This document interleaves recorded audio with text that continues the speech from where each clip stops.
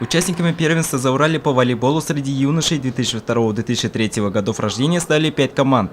Они представляли Сибай, Баймак и Баймакский район. Соревнования были организованы при поддержке проекта «Вперед Сибай» и посвящались памяти Михаила Николаевича Гордеева. С Михаилом Николаевичем я начинал свою трудовую деятельность в ДЮСШ.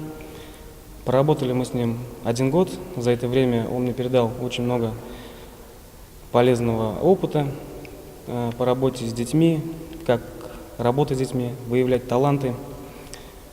Михаил Николаевич для сотен ребят был наставником. Немаловажную роль он принимал в их судьбе.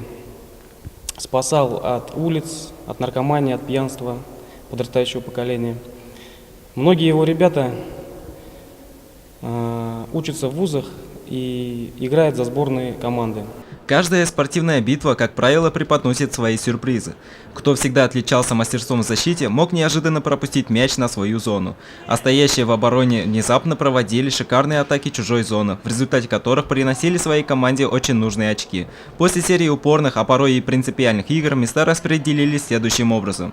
Золотые медали и звание победителя первенства Зауралья по волейболу достались спортсменам сибайского филиала предприятия «Газпром-Трансгаз Уфа».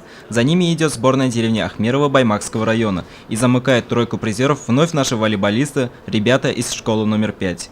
Данила Алибаев, Радмир Исенгулов, Любовь Карпова, телекомпания СТВ.